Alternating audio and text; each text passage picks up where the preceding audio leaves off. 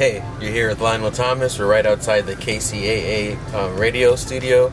This is my first time coming out here to this Tri-Center. They have a restaurant over there called El Tapanyak. I looked at the pictures online. It looks delicious. I'm sure they have chilaquiles. But let's go in here and check this place out. I'm looking forward to a good time. You see, it's a beautiful day today.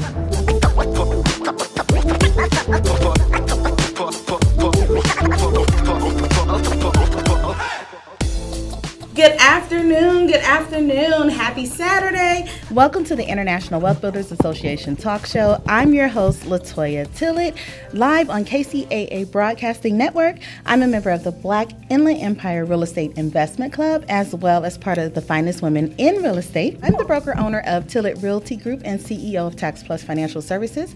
What I do is I assist people with creating wealth through real estate by creating diverse portfolios, of course, that include international, commercial, and residential properties while maximizing their tax benefits.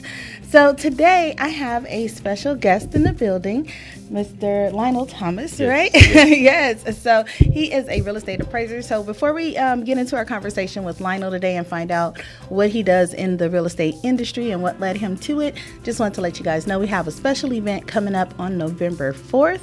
If you want to learn more about the international investment projects that you've heard me speak about, pretty much I mention it every time we're on the show, you can come out to our Beyond Borders that's S as in Sam, A tour. Okay, so the Beyond Borders tour, what you'll be able to do is learn about all of the projects that we have approved currently in the Dominican Republic and the upcoming countries that we will be developing in. And you would also learn how you could become an international sales agent with no real estate license required if you're so interested in helping other people, or you can just learn how you can invest yourself.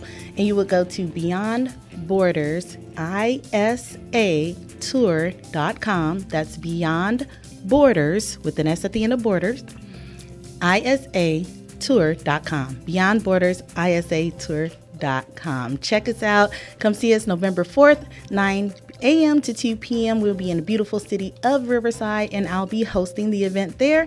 And we look forward to seeing anyone who's interested in coming out. All right.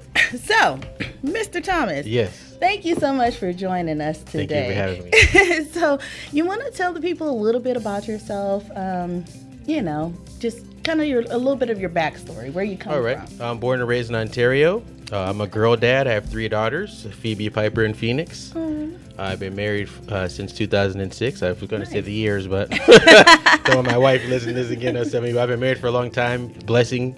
Can't complain. God has blessed me tremendously. Awesome. I spent a little time in foster care. My grandmother got me out of foster care in like 2nd grade. Wow. And I guess she, I don't know the right word, she became my legal guardian. Okay. I think typical story.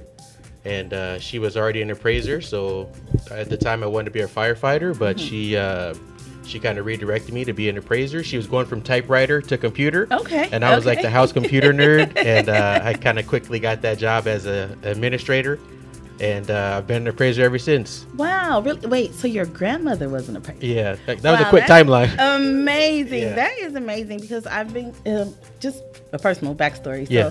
I've been in real estate for 17 years. All right.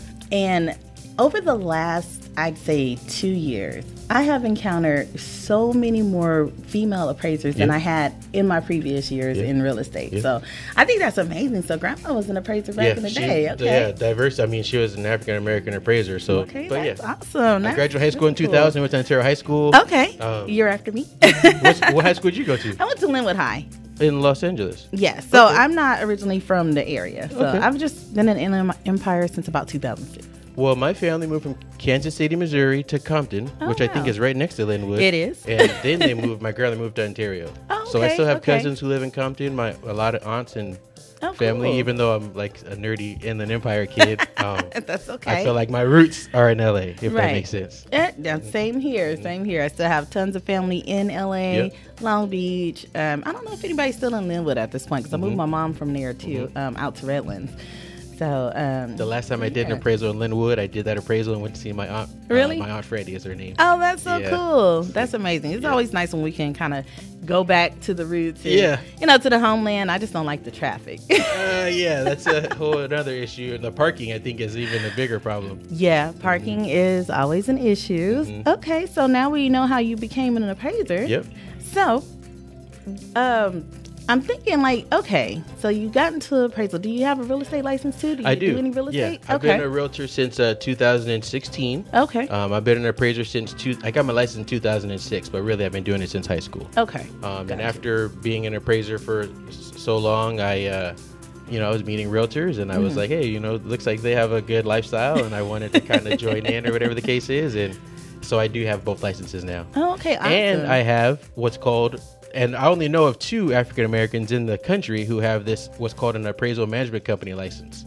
So really? we get it's kind of like being an appraisal broker. Oh, and we have a license. Interesting. I have it in California, Texas, and Tennessee, but I want to go nationwide if God blesses me with that opportunity. That's awesome. And we get to take requests from lenders or banks or credit unions and distribute them to appraisers. Really? And we kind of handle the quality control and the So okay, now you got me thinking. Yeah, it's been a new challenge and it's been a blessing, and I'm just happy to have the opportunity ultimately. That is amazing, and that's really awesome. So really quick, I know we keep throwing out the term appraiser. Some people know what it is, some don't. Can you tell people what an appraisal is? An appraiser is a human being who gets a license from the state to value properties. Okay. In California, there's 3 levels of appraiser: a trainee appraiser, a licensed appraiser, a certified residential appraiser, and a certified general appraiser. Okay. And every appraiser has their restrictions of what they can do. Like a certified general appraiser can pretty much do anything. A certified residential appraiser can do residential properties of any value 1 to 4 units. Okay. And then a licensed appraiser has the restriction of only doing non-complex residential properties below $1 million. Wow. And then a trainee has to work under a certified appraiser. I didn't know that. Yeah. I didn't know there were levels.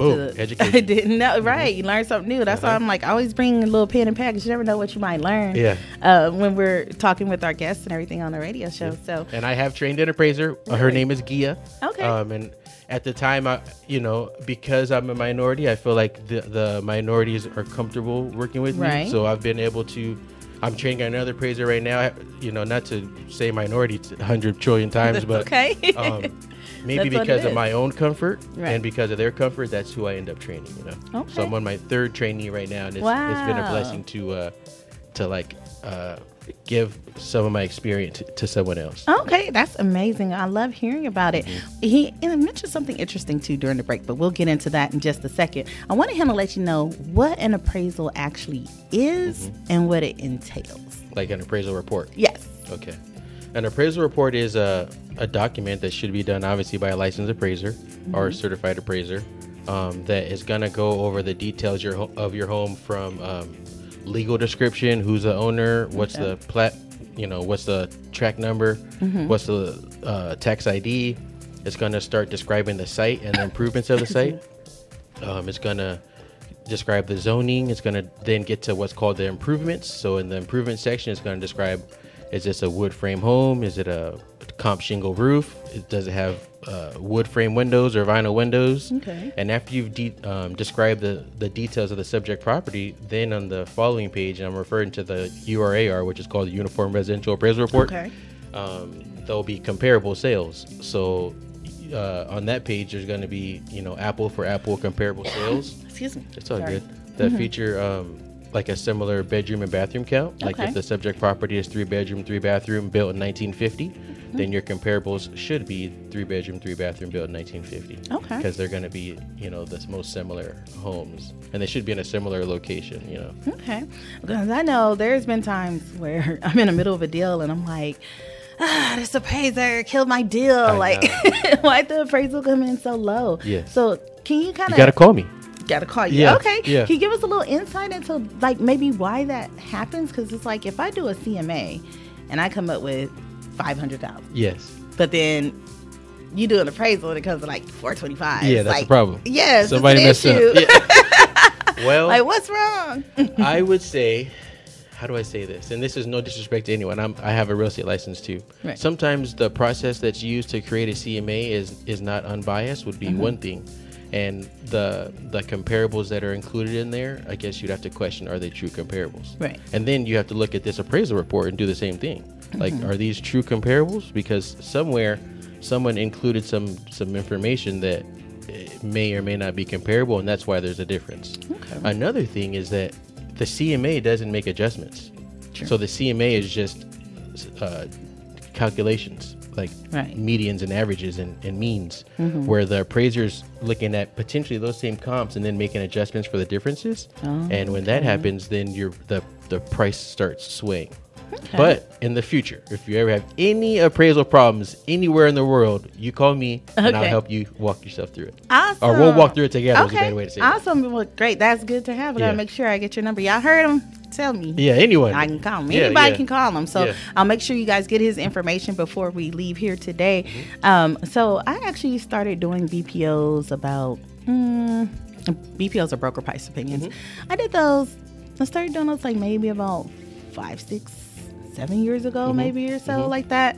And I did learn through that process how to do adjustments. So now when I'm doing my CMAs, they're a little closer to what the appraisal is going to come out to, because I actually know how to make the adjustments for, you know, the bedroom, bathroom count, condition, you know, those different things.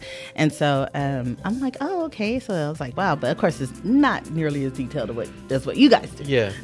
Well, for an appraiser and for, you know, it's hard. It's an odd conversation because there's like all these guidelines, and the BPO, there's no like lending guidelines attached to it. Right. There's no like limits on adjustments. There's no like when an appraiser is creating a report, he should have all these rules and guidelines in his head of what not to, like what's an excessive adjustment, what should you not adjust for anyways, like what is like, well, these are both similar, so no adjustment is necessary. Right. And because of those different guidelines, sometimes it somewhat manipulates the results. Does that make sense? Okay. Where when you're doing a BPO, you're not giving it to a bank. The bank's not going to call you. The state's not going to call you and like try to hold you accountable for it. Well, yeah, but they are for the banks, and I get them through like, you know, asset management companies, stuff like that. Yeah, so I know there has been a couple companies that do give me a guideline. They say don't do more than 20% up or down. Exactly. You know, stuff like that. So I'm just like, oh, okay. I was like, but that's pretty interesting because, like, you know, again, like I said, nothing as detailed as what you do. Yeah. But, you know, I find that it has helped me now with pricing, you know, my listings a little bit better. Well, I'm sure you don't run into those appraisal problems very often because you're obviously experienced and you know what you're doing, but not very often unless it's an FHA appraisal. Well, so FHA has minimum property standards, and for older homes for sure, and homes with iron gates, and if we're talking about homes in Linwood and stuff, right, you're gonna have more safety issues related to the appraisal than maybe valuation issues. Really? What kind of safety issues?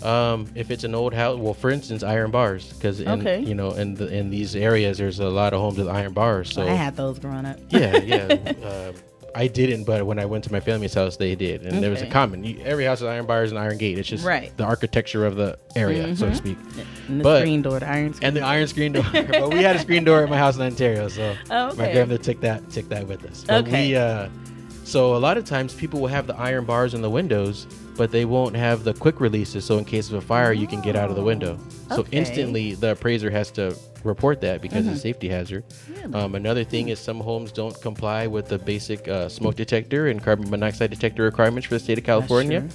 And, you know, having one smoke detector in each room and having at least one carbon monoxide per level, I think would be the minimum for the occupant to be notified if these gases were a problem. Yes. And then obviously putting safety straps on the hot water heater are the most common things. But for homes built before 1978, if they have peeling paint, that's a sign that there's lead-based paint in the home. So the appraiser has to report that, and that becomes a problem too.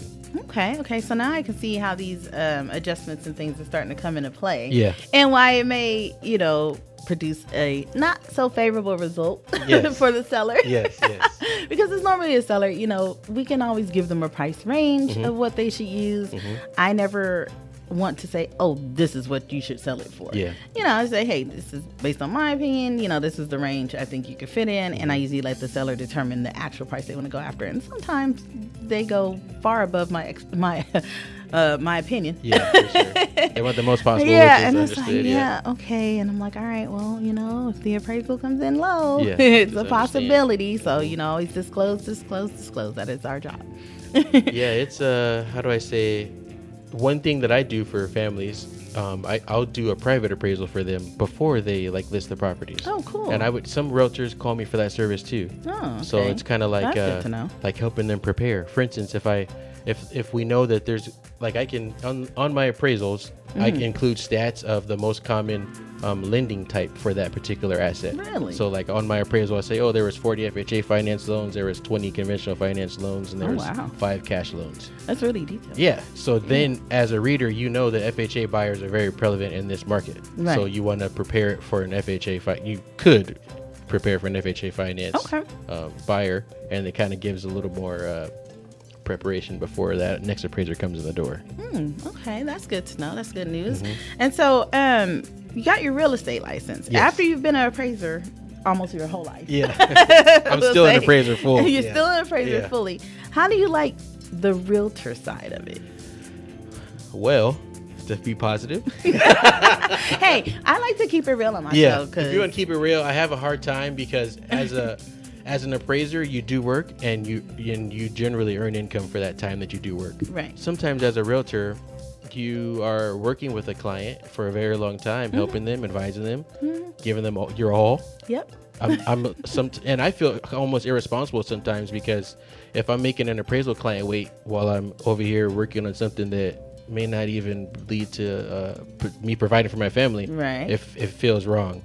So I guess that kind of paints a picture of sometimes it's hard for me to work as a realtor because when I'm trying to qualify my client and they seem like they're kind of on the fence, I'm kind of like, well, like, let's just, like, if you don't want to do it, I'm not trying to push you into it. Right. But if you do want to do it, I'll help you right now. You know, that's kind of like my mindset. Okay. So I like working as a realtor. I've been able to provide for my family, go on vacations, you know, put meals on the table and all that good stuff. So awesome. It's a blessing and an amazing opportunity. Okay. But sometimes it's hard for me to manage my time trying to do both. Right. I can see that. Is that a good way to put it? Yeah. That's real. That's the real as it comes. That's the real story. Because like I tell people all the time, I'm like, you know, there's some times where, you know, it looks like a glamorous lifestyle that realtors have sometimes. Yeah. It's work. It is work. It is hard work. You know, no matter what you see out there, you know, there is a lot of work that goes into being a realtor. You become counselors. It's a social work. Yes.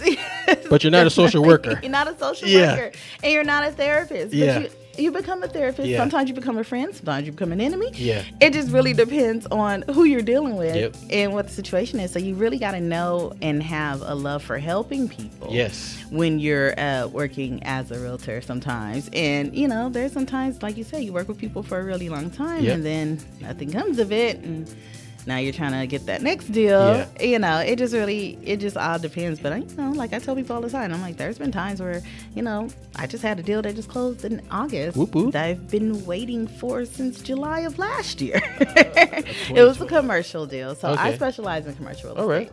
So I need to learn from you then. Yeah, I'm in the right place. Right. So, you know, with the commercial deals, sometimes they can take longer. They can be 6 months or a year, as in this case, or actually it was like a year. And it actually turned out to be about 13 months. Wow. In escrow? Yeah. Wow. Before we closed, we opened escrow July 25th, I believe it was last year, and we closed August 22nd. But that's cool. Whatever it takes. It's work, right? Whatever it takes. It took a whole lot. And, you know, luckily we didn't have any appraisal issues. Okay. So that was pretty cool. So do you do any commercial appraisals? Yeah. Through our AMC, we have commercial appraisers too. I want to say we have like 56 commercial appraisers signed up with us.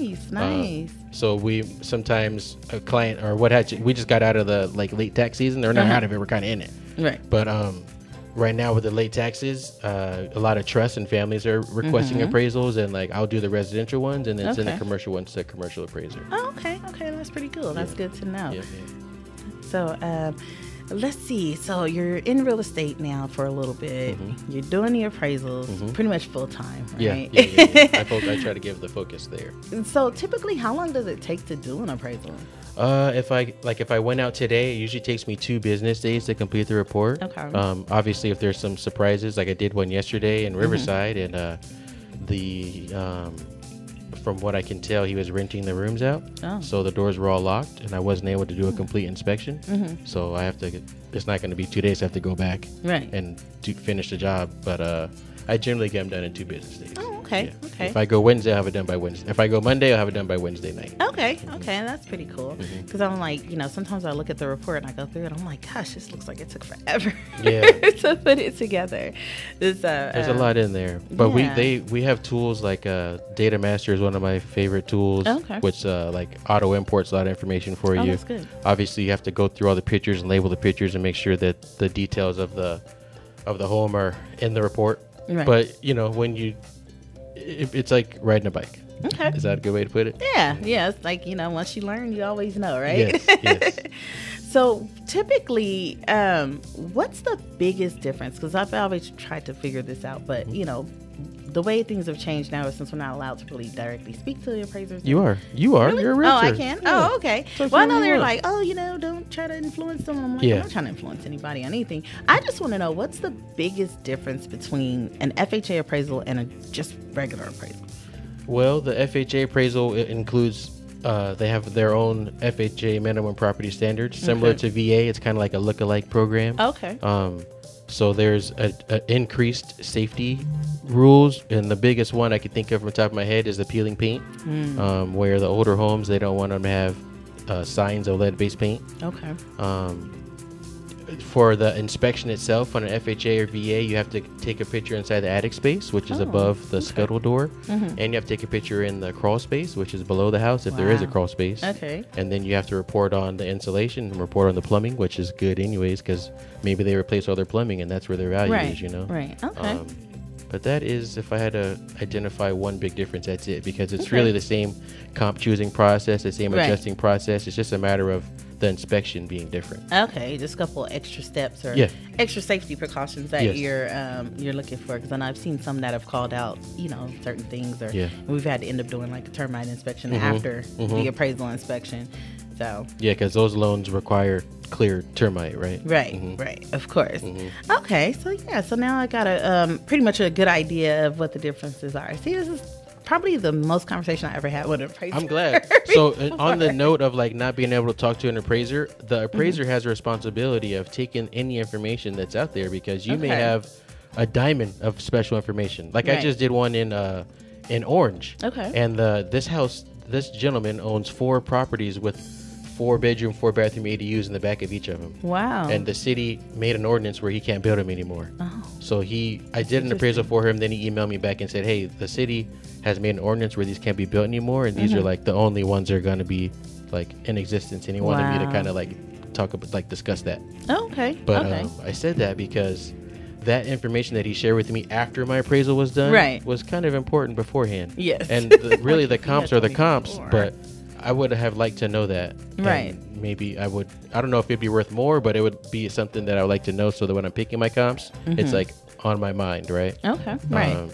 So in essence, to bring it back to you or to any realtor or anyone who's dealing with an appraiser, you need to share the information that you have, because he may not know it, he may not understand, he or she may not understand it. So you having a dialogue with them is good. Okay. And they may have a strange attitude or whatever, but it's fine, because what they're doing is they're trying to hear the information and decide like what's relevant and what's not, and it's a challenge. All right, well that's really good to know, because I know when they moved everything to that third party system, they were all like, oh, don't be trying to talk to the appraiser, don't say this, don't say that, and I'm like, okay, well, I think you're talking about the HVCC, the Home Valuation Code of Conduct. Right. So we've been kind of talking a little bit about some differences in the types of appraisals that he does, or the differences in appraisals that are out there. So he mentioned ADUs before we went to the last segment, and I know that's been a very huge discussion. I actually attended an ADU summit last weekend, which was very interesting, where one of my business partners spoke, Ms. Sharon Barnes, or Dr. Sharon Barnes, sorry, excuse me. So Dr. Sharon Barnes, she shed some light on the new California laws that are out there around ADUs and, putting them on commercial properties as well as commercial properties. So with an ADU, when you come across a property that has an ADU, is there anything different that goes into the valuation of the ADU? Yes. Okay. So how does it work? Because at this point now, it's more than one unit. Yeah. Well, so is it considered like a 2-unit? Or? I should say, the right process that I think should be used is if the home is zoned residential or R1, okay, then you should find other R1 zone properties that have that ADU in the back. Okay. Right. Because generally with R1 properties, they're not going to put a second gas meter. They're going to limit the utilities, so the ADU is going to always be subservient to the house because it just doesn't have its own things. But there's like SB 9 and SB 10, I think are going to address some of these things. Okay. But did that answer the question? I'm sorry. Oh, yeah. Well, yeah, I was just pretty much asking like how you would value a property that has an ADU on it. Yes. And then, so the property you just spoke about, you said had multiple ADUs on it. Well, so it had one ADU with four bedrooms and bathrooms that were kind of like apartment-like, but a common area. And it's just, I think in this case, a brilliant design. Okay. Right? Just a brilliant design, kind of like college dorm feel. Really? Because it's very small common area, obviously plenty of outdoor space, but each individual room and bathroom and each individual room had its own entry door from the outside. Oh, nice. Yeah. So okay, that's different. I was vastly impressed. I was happy to see it and kind of witness it and like plan it in my brain so that it's in my future, right? Yeah. So you get your brain thinking of different ways to invest. You know, we're all about international wealth building. Yep. You can build wealth here in the States. You can build wealth outside of the States. Yep. However you need to do it. But then just having that that time or that to be able to think outside the box. Yes. Out of traditional ways of investing. Because, everybody knows the basics. Okay, you can do fix and flips. You can wholesale or you can buy rental properties. But to be able to take a property and transform it into something that's going to create even more wealth. Yeah, use your with equity. One property. Yep. Right. Yep. I think that's really an amazing thing that, it gets creative. It's all about being creative as an investor and creating, a diverse portfolio. From what I can understand, and no disrespect to anyone in any city government, but it seems like the cities are some cities are accepting it, some cities are not. Right. And they're kind of like iffy on are they going to let you do it or not? And that's creating a little bit of friction, even though the state of California already gave pretty much the green light to do it. Right. But I guess to kind of talk about the process of valuing them, I would look at the zoning. I'd make sure that my comps have the same zoning. Okay. Then I'd look at the ADU and make sure my comps have a similar ADU, but in this 4-bedroom, 4-bathroom ADU, obviously there's no other properties like that. Right. So in his email they sent me, he was kind of asking me, why didn't I compare his home to the other homes that he owned? And I told him like, oh, well, these homes aren't for sale or they haven't sold, so they wouldn't be a comparable. Right. That's, some people don't know that. So when you're valuing a home, we're looking at homes that have recently sold because those are indicators of the current market value or the current value in the area. Mm-hmm. That's what a comparable sale is, or a comparable listing. Yeah, so it makes it comparable. Yeah. So you can't compare it to something that arbitrarily just in there. You just haven't done anything, but it's just sitting there hanging out. Yeah. It's like you can't compare that. And it has to be a recent sale. How recent of a sale do you guys look for when you're doing the appraisals? Well, if it's an ADU, mind you, there's already a very limited amount of sales available. Right. So you're going to go back further, maybe a year or 2 years. You're going to search a wider area, maybe 3 to 5 miles. It depends, whatever you have to do to define the value so that at the end of the day, when you sign that report, you're comfortable with the results. Okay. Because ultimately, that's what it is. Okay, but that's good to know. I would go back in time and I would search a wider area in order to try to match the subject's features apples for apples. Okay. And I know, back in the day, people were building, like where I grew up, in my house, we had what we called the back house. Yeah. That's what it was back then. Yeah. It was the back house. Yeah. Because it was in the back. and it was a house. Yeah. And so like a playhouse or a rompus room or whatever. Yeah, rompus room. I know we had that come up before, and it had a shower, full bathroom and everything. It just didn't have the kitchen. It had a closet, big open space. It had a heater? Cool. It had a heater. Okay. That's pretty. And it was area. it was next to the garage. Well, pretty much on the same building structure as the garage. Attached. Yeah. Okay. Yeah, so it was pretty cool, but you couldn't enter from the garage into there. That's an interesting topic right there, because I've heard, I helped on a file for a lender client where they got an appraisal back, and the homeowner ordered they were trying to do like an addition loan. Okay. And this appraiser, they were upset with what the appraiser valued this ADU as. And when I seen the ADU, it was actually just a room addition, like an attached room. And I thought, like, well, why are they calling it ADU? And when you look at it as a room addition, then you increase the square footage of the living area of that property. You increase the room count, and opposed to saying it's like a 3-bedroom, 2-bathroom with a 1-bedroom, 1-bathroom ADU, if you just say it's a 4-bedroom, 3-bathroom, you have value there. Oh. And that's what I told the lender, and then they ordered a new appraisal. I'm not sure what happened since then, but just the design. Once I seen the architectural design, I realized, like, you're calling it an ADU, but it's really like a room addition. It's a room addition. Yeah. That's interesting. And then the way that whole was presented to the appraiser, I think led him in that route of valuing as ADU rather than just as a bigger house. But that's a discussion in itself. Right. Because I'm wondering why that happened. Now, I know there's the junior ADUs that you can do. Those are attached. Similar. Yes, they're attached. There's also one that I heard of. My business partner was actually working with, where they wanted to take their master bedroom and separate it from the main house, but still attached and everything. The interior space. So they kind of converted it and had a separate interest on the outside, so that the mother-in-law could have that as her private home and still feel like she has some type of independence, but still be close to them. So granny quarters. Yes, right. Because it's like there's so many names where you got granny flats. I know, right? Butler's quarters. Pool house. You just there's so many different names for different things. Yeah, and it's pretty much essentially at the base is the same thing. Yeah, and so now we got the ADU is just the accessory dwelling unit. So that's why I say, is there a heater? Because for it to be, as an appraiser, or in my opinion, for it to be considered as a living space, it needs to have a heater. It needs to have these functions. Right. So for me to value it similarly to what I would value this other living area. Right. So that's kind of why I explore that conversation. Okay. But the bottom line is, whatever you do to a home is going to add the value. But like maybe 4 months ago or months ago in April, it maybe added more value than what it adds now, because the oversupply of homes for sale. Okay. So are you seeing an oversupply right now? I mean, I know the market is changing. We are definitely seeing a shift, not a crash per se, but definitely a shift. So how are you seeing it from the appraiser standpoint? There seems to be more homes on the market for longer. Okay. It depends on what market. I mean, I try to do 4 appraisals a day, so I'm kind of bouncing from place to place to place.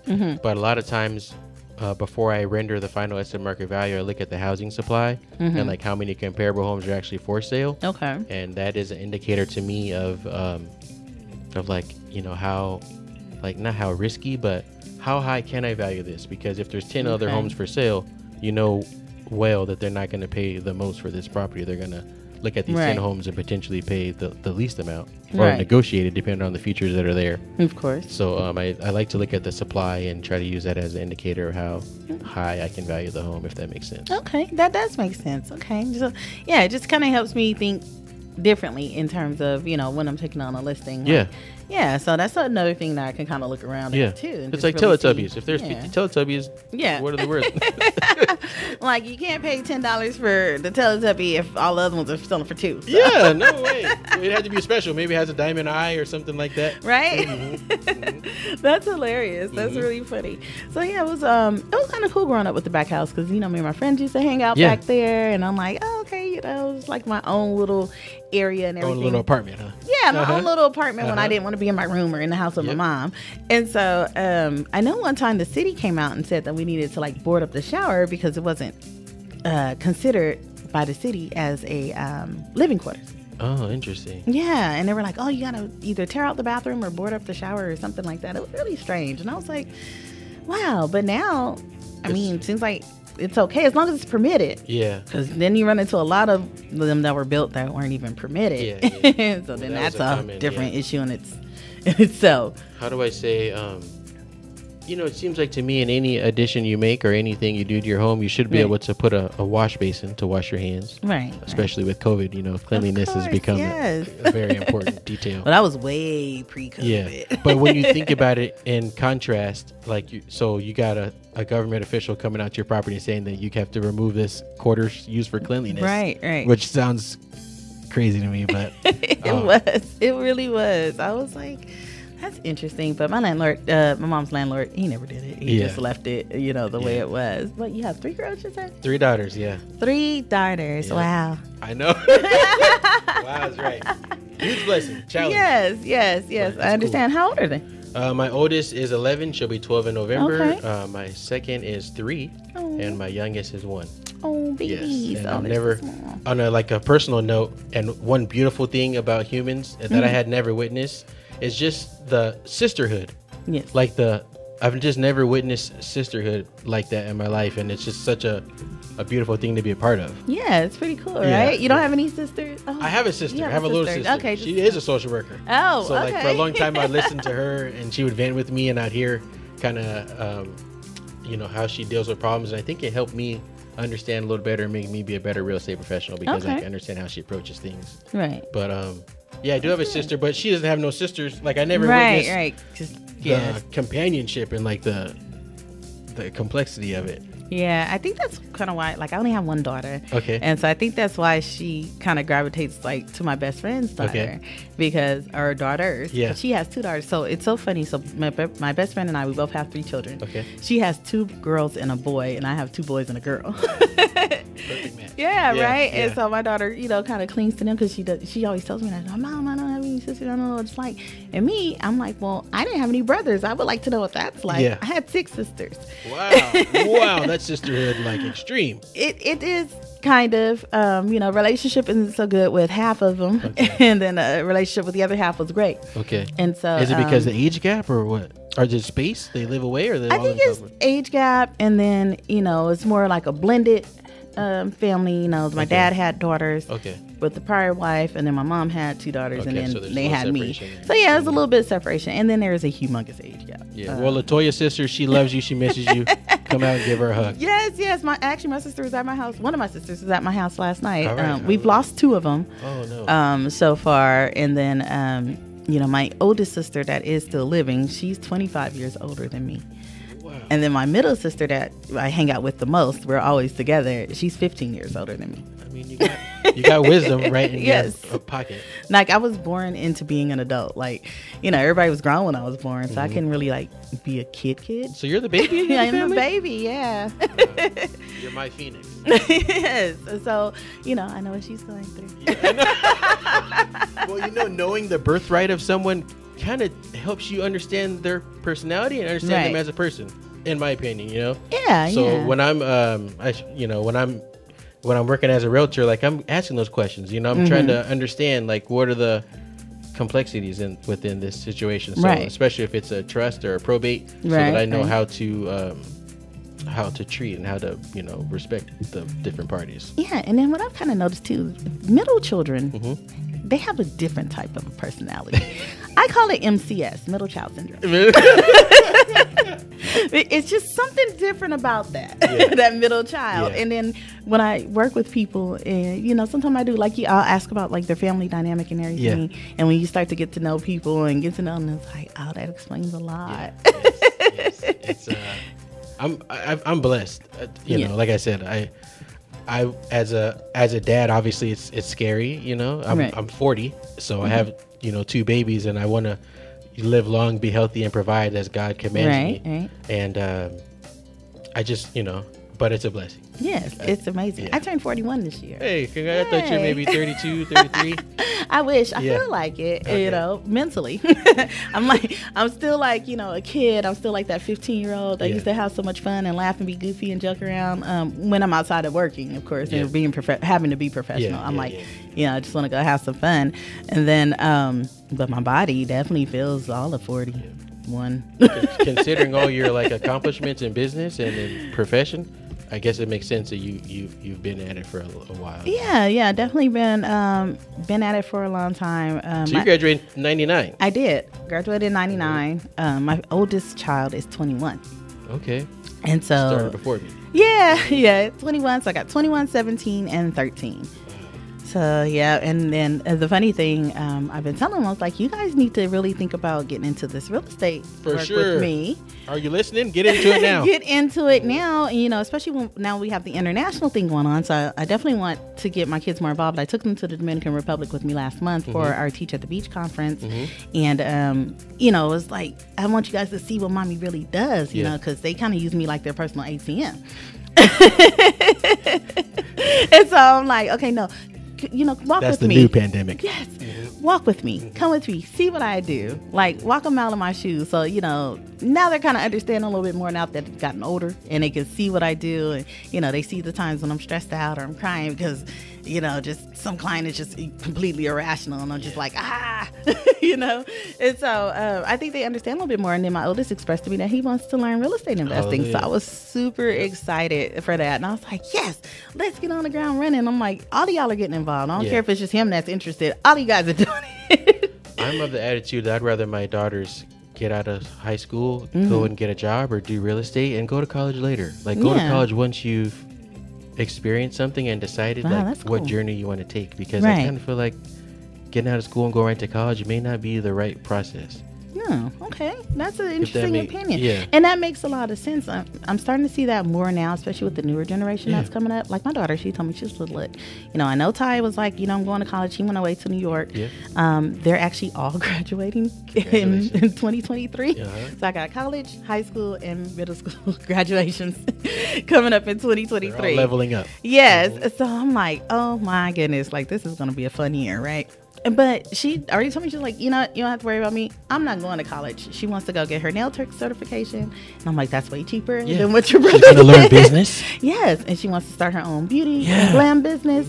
So, you know, she's more that speed. She's like, I want to work. You know, I want to get out there. In real estate. Yeah, exactly. Yeah, she wants to buy property in Belize and, you know, different places. I'm like, okay, great. You know, this is amazing. And so, you know, my oldest son now, he wants to get into the real estate investing. Of course, he's an entertainer. So I said, hey, you know, you always have to have something in the back. I grew up, you know, thinking I was going to be in entertainment too my whole life. It didn't work out that way. So I'm like, you always got to have a backup plan or have something to support you in case things don't work out the way you want them to, right? So I think real estate investing is the best way to go with it because you really can't lose too much in real estate. You know, markets could crash and things could happen like that. And, you know, but at the end of the day, you know, worst case scenario, if you can't sell it for what you need it for, rent it out. And you still make some money off of it. So we're down to our last couple of minutes. So I want you to let everybody know how we can contact you and get in touch, you know, give your information out to the crowd. So, you know, we can reach out and do some of those pre-listing appraisals or whatever we need to do. Appraisal issues after the case. So my cell phone number direct is 909-510-3353. You can call or text me. No problem. My website is newmanthomas.com, NEWMANTHOMAS.com. And if you are a lender or you want to order like multiple appraisals, our office number is 909-266-0644. And the website for the multiple order is tac-amc.com. So, and I'm on YouTube, I'm on social media. If you search Lionel Thomas, you'll come across all my stuff. Okay, awesome. And Lionel also has a podcast that he does as well. And, you know, you can check that out on his YouTube channel. Also, I'm actually going to check it out a little bit later, too. Well, we're working on it. It's not out yet. It's not out yet. Okay, well, Appraisal PTSD. When it comes out. Okay, Appraisal PTSD. That's already a fun title, so I can't wait to see it. So keep me posted when that comes out. All right. Again, I'm your host, Latoya Tillett. You can reach me at 909-494-2280. Once again, that's 909-494-2280. 909-494-2280. Give me a call. Let's talk about these international investment projects. And don't forget to come out to our Beyond Borders tour November 4th in beautiful city of Riverside. And that's beyondbordersisatour.com. See you guys next month. Thank you. I just finished an interview at KCAA with Latoya Tillett. Amazing interview, amazing post-interview conversation. It looks like I might be going to the DR pretty soon here. and I have another speaking engagement potentially in Marietta.